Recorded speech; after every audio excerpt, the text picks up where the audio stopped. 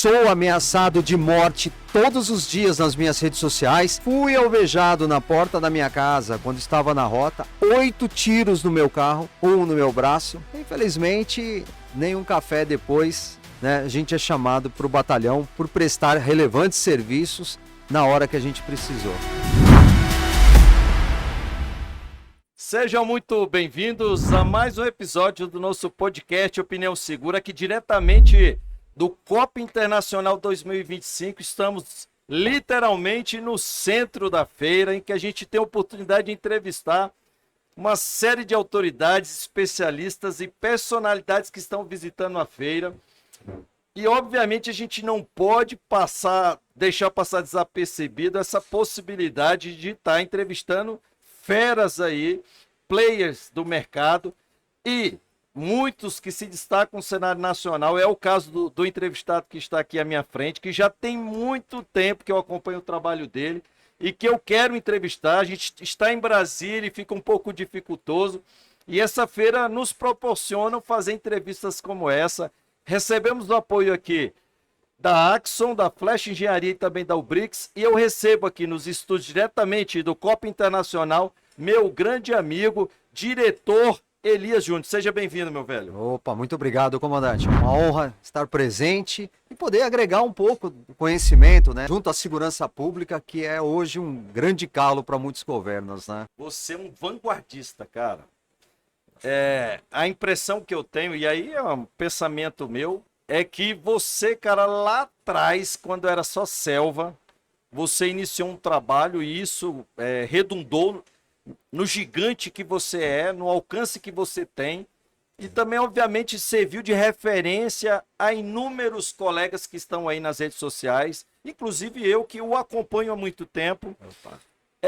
E, cara, você tem um toque especial, e é importante dizer que os que se destacam são aqueles que têm esse toque especial. Obviamente tem talento, tem devoção, e a gente percebe isso em você, mas também tem um modo diferente de comunicação, uma boa voz, entonação. O nome diretor é porque, de fato, você exerce com maestria através das redes sociais, do YouTube, com poucas ferramentas, porque a gente sabe que é muito cara a comunicação, mas consegue, de maneira didática e bela, por assim dizer, na própria apresentação que você faz, apresentando tudo aquilo que a polícia faz. E quando a gente vê, você é especialista em segurança pública, mas é um civil, entre aspas, mas que a gente percebe que é um apaixonado pelo ofício policial e tem uma paixão dentro de si que supera em muito de vários colegas profissionais de segurança pública. A gente sabe que esse terreno das redes sociais, da mídia, da comunicação é um terreno arenoso, às vezes ácido, em que os ciúmes, né? E o ciúme de macho é a pior coisa que tem. A gente sabe que entra comando, sai comando. Às vezes você tem um comando que consegue entender o teu trabalho, vai ter outro que não consegue enxergar, né, a excelência que você tem e faz, entrega, defendendo as corporações. E tem outros que, inclusive, vão, não vou dizer perseguir, mas tentar ao máximo impedir que você desempenhe. E eu acho isso lastimável. E é por isso que você está aqui, meu amigo, nesse bate-papo aqui no Opinião Segura. Comandante, eu posso dizer que o senhor fez um resumo da minha história e do que eu vivencio nos dias há 32 anos. Infelizmente, a gente passa por momentos, né, que tem os altos e baixos, né? Sempre fui muito leal àquele que era o comandante, à tropa, fazendo o trabalho de divulgação positiva, diferente daquele que a mídia muitas vezes se aproveita, né, de alguns momentos para denegrir. Mas fico muito feliz, muito obrigado aí pelos elogios, e só consegui fazer um resumo exatamente do que eu vivencio, o que eu passo no meu dia a dia nessa atividade. Um civil no meio de uma carreira policial, seja ela polícia civil, polícia militar, hoje polícia municipal, que encontra as suas dificuldades para ajudar a mostrar os bons serviços que os mesmos prestam, né? 30 anos, mais de 30. 32 anos. Não, mais de 30 anos, né? Aham. Hoje é muito comum você ver nos diversos órgãos de imprensa, né? Aham.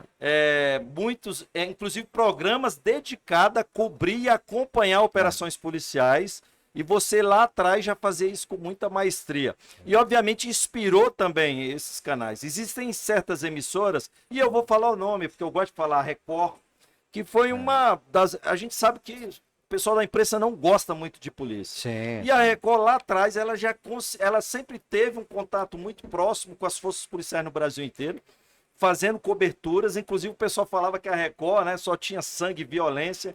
E hoje, inclusive, meios de comunicação tradicionais cobrem essas operações, porque sabe que hoje a segurança pública, a gente sabe da importância da saúde e da educação, mas a segurança pública hoje, cara, é o grande problema da sociedade. Sim. Todo mundo só fala de segurança pública, a gente sabe que essa pauta jornalística interessa a muitos, e você lá atrás conseguiu identificar essa lacuna e fazendo esse trabalho de fundamental importância. Aí eu até aproveito para perguntar, quando surgiu a ideia de fazer seu trabalho? Qual foi a virada de chave? Em 2009 eu produzi um filme, um longa-metragem chamado Rota Comando, mas com muitas dificuldades. E ali eu tinha que separar a ficção da realidade, em virtude de ser um filme, né, uma ficção. E mesmo assim eu tive interferência na época do comando da PM. Infelizmente é uma realidade que eu vivenciei.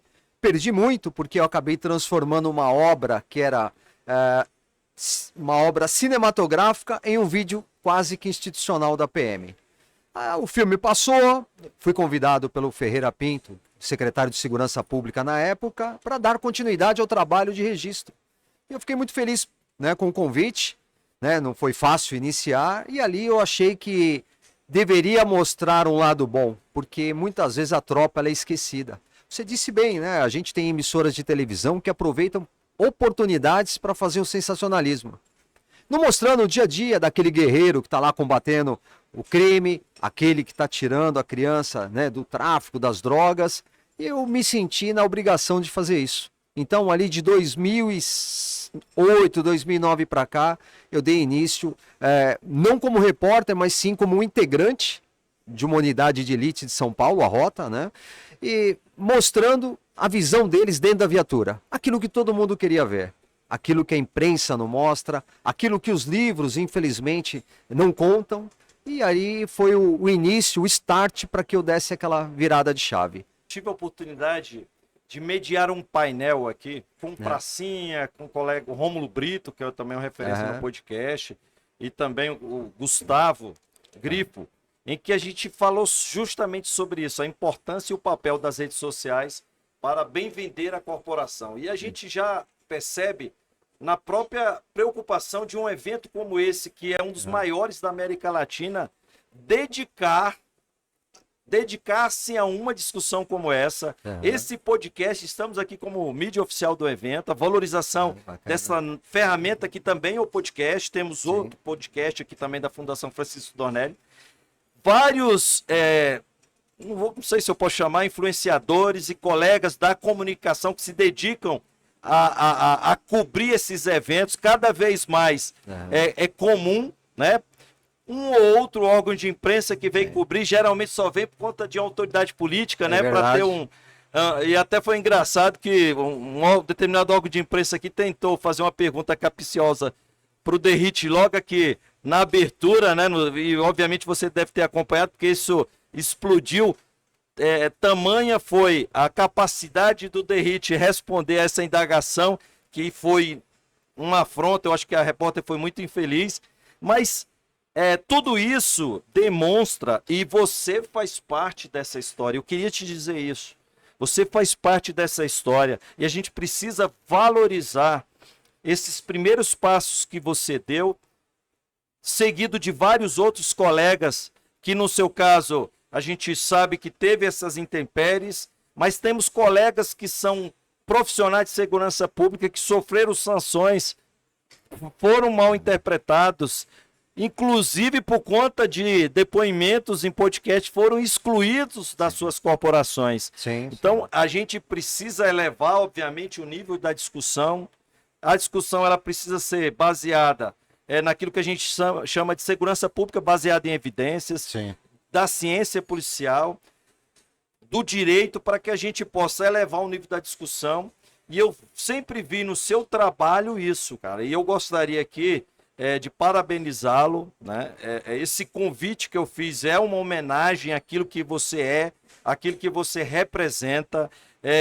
Com certeza há um pouco no seu trabalho, do seu trabalho no meu trabalho, e a gente tem essa obrigação de colocar os tijolinhos, servindo de referência para que outros sigam caminhando nessa jornada. E não tenho dúvida de que vários profissionais que hoje exercem o seu mistério nas corporações seguem porque acompanharam o seu trabalho, inspiraram no seu trabalho e hoje são guerreiros policiais. Comandante, muito obrigado pela homenagem, pelas palavras. O senhor fez um comentário, né, que é uma realidade. Hoje as grandes emissoras estão perdendo espaço para as redes sociais. Eu falo isso porque atuo nessa área, né, são 3 milhões de pessoas que acompanham os vídeos, né, vamos dizer assim, e a notícia chega muito mais rápido por uma rede social do que por uma emissora de televisão. Então, o que eu fiz ao longo dos anos foi explorar esse nicho que poucos pegam, né, porque é fácil você criticar, é fácil você falar, mas não é fácil você ter voz para alcançar muitos. E tem que ter responsabilidade. E tem que ter Tem que responsabilidade. saber administrar o dano colateral. Exatamente. Essa repórter que fez o comentário, realmente ela foi muito infeliz na sua colocação, mas eu vejo assim, infelizmente, uma parcela grande de quem está à frente não valoriza o trabalho daqueles que ajudam. É o meu caso, né? E assim, eu fico triste porque eu me dediquei 32 anos só em prol. E hoje, em virtude de meia dúzia, a gente não pode exercer o nosso trabalho. Então, aí quando uma emissora vem a público e faz uma crítica, eu até entendo. Porque as instituições, por exemplo, São Paulo, podia trazer a imprensa.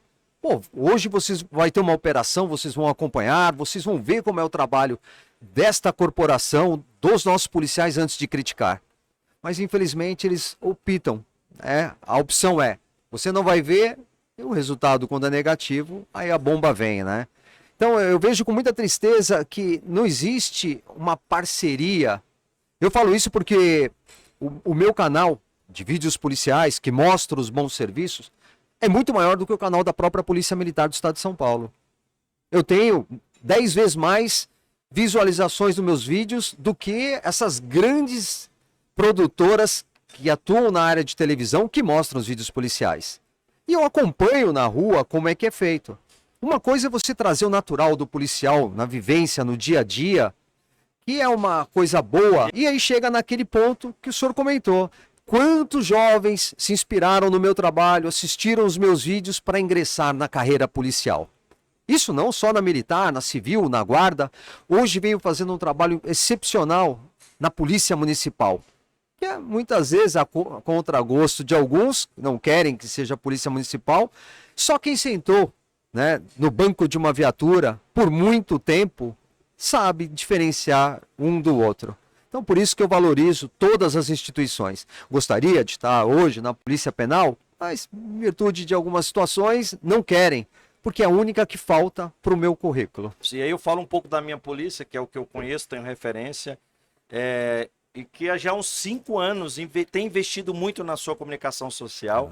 A comunicação social da PM está sediada no prédio do Comando Geral, quase que são 2 andares, o primeiro andar, metade do primeiro andar quase todo é só para equipe de jornalismo e de imprensa. E faz um meio de campo importantíssimo com a imprensa local, convidando para participar dos eventos, propiciando que o jornalista, o repórter, vá para o BOPE e se submeter a condições de estresse com capacete, com colete, correndo, para depois efetuar um disparo para sentir na pele o que o policial sente. Antes de criticar. A polícia militar é sempre convidada para os eventos, já estive inclusive na inauguração da Record DF, nas novas instalações tive a oportunidade de estar presente, em que o Centro de Comunicação Social foi lá.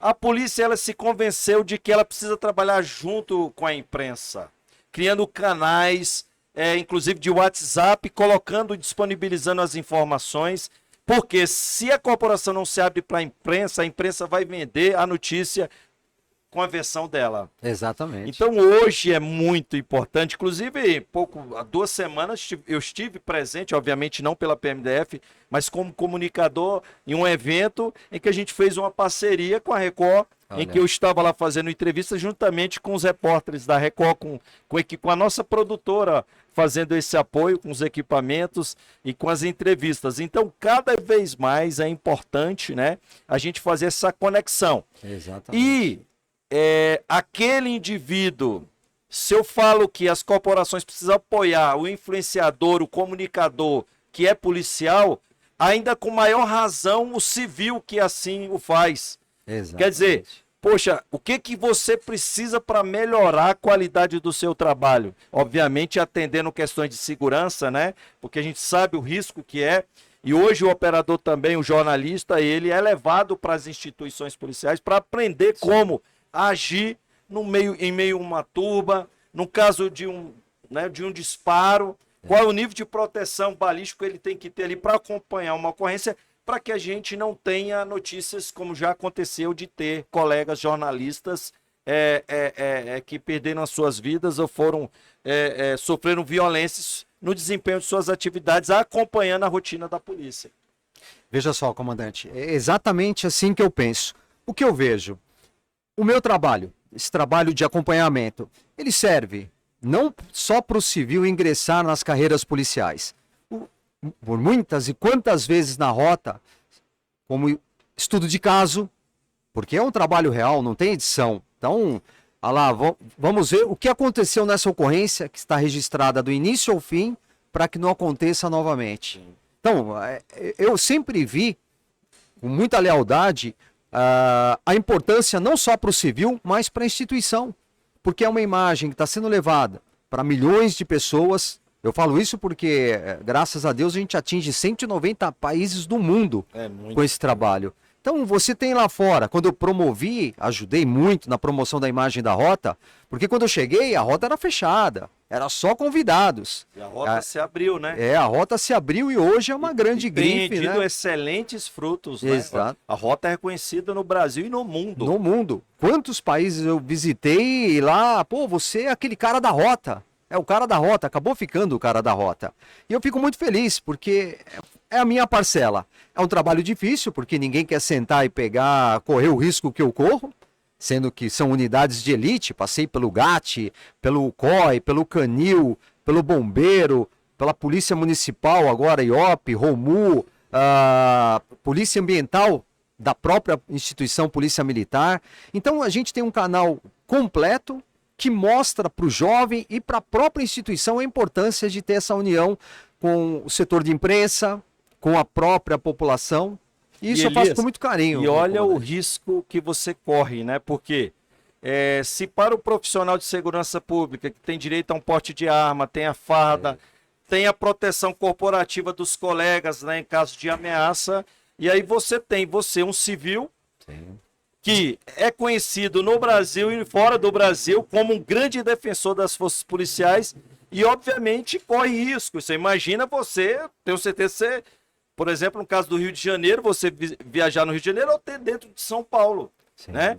E você não tem proteção alguma, né? A não ser os colegas, que eu sei que são muitos policiais que gostam de você, como eu sou, e que, obviamente, sabe que se você precisar, terá sempre um amigo ali na proteção. Muito obrigado, comandante. Falou uma coisa importante. Não tenho porte de arma, não tenho CAC, não tem salário. Não tenho salário. Sou ameaçado de morte todos os dias nas minhas redes sociais. Instagram, YouTube, TikTok, Kawaii. Deleto os comentários, claro, para não ter aquela coisa. Fui alvejado na porta da minha casa quando estava na rota. 8 tiros no meu carro, 1 no meu braço. Infelizmente, nem um café depois, né, a gente é chamado para o batalhão por prestar relevantes serviços e na hora que a gente precisou. Eu gostaria imensamente de agradecer a oportunidade de conhecer pessoalmente. Sou um fã do seu trabalho. Obrigado. Né? Aqui o que eu estou falando não é só para as câmeras. Eu espero que eu consiga lhe entrevistar novamente, porque você tem muito a nos ensinar. Muito obrigado, meu velho. Eu que agradeço, comandante. Muito obrigado. E esse foi mais um episódio muito especial do nosso podcast, aqui diretamente do COP Internacional 2025 em São Paulo, em que a gente tem a oportunidade de entrevistar feras como nosso querido amigo diretor Elias Júnior, finalizando, agradecendo o apoio aí da Axon, da Ubrix Capacetes de Proteção Balística, e também a Flash Engenharia e ao COP e o Sansone, que nos convidou e nos proporcionou ter esse bate-papo aqui com Elias Júnior. Forte abraço a todos, fosse honra.